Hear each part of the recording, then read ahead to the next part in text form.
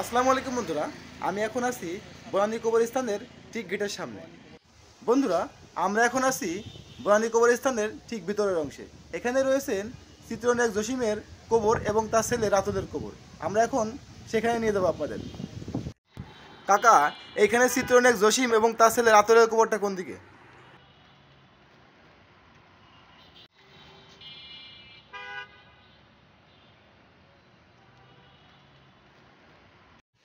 বন্ধুরা, আপনারা অবশ্যই অবগত আছেন বনানী কবরস্থানকে বলা হয় ধনীদের কবরস্থান।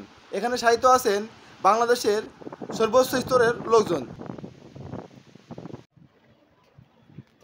বন্ধুরা, এই সেই কবরস্থান যেখানে কবর প্রতি 10 থেকে 12 বছরে 1 থেকে 1.5 কোটি টাকা ব্যয় করতে হয়, যা সাধারণ ও মধ্যবিত্তদের জন্য অসম্ভব।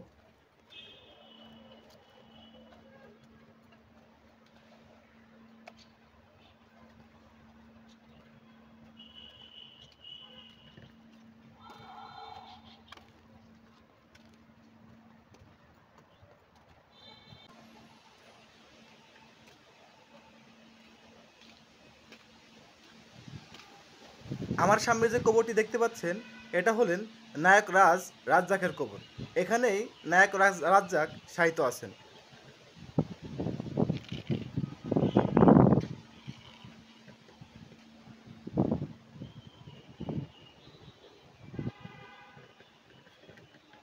বন্ধুরা, আমাদের মূল গন্তব্য হলো নায়ক জসিম ও তার ছেলের কবরস্থান।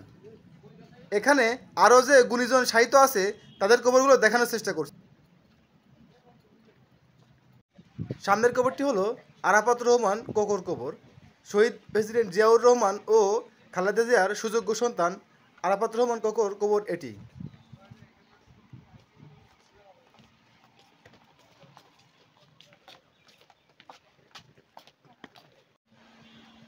আমরা খুঁজে চলেছি জসিম ও তার ছেলে রাতুলের কবরস্থানগুলো।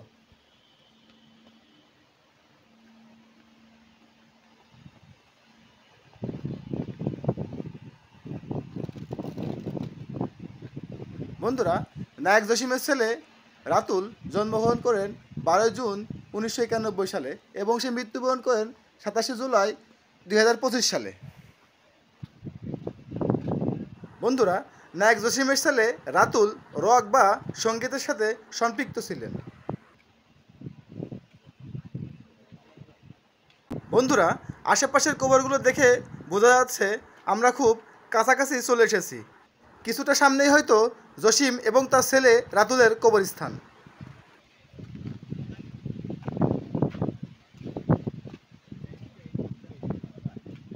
বন্ধুরা, আমার সামনে যে কবরটি দেখতে পাচ্ছেন, এটাই কিন্তু চিত্রনায়ক জসিম এবং তার ছেলে রাতুলের কবর। নেম প্লেটে লেখা আছে বাবা ও ছেলে। মূলত বাবা জসিমের কবরের উপরেই ছেলে রাতুলের কবর পুনরায় দেওয়া হয়েছে। প্রিয় বন্ধুরা, সবাই ভালো থাকবেন এবং ভিডিওটি ভালো লাগলে অবশ্যই আমাদের চ্যানেলটি সাবস্ক্রাইব করে পাশে থাকবেন।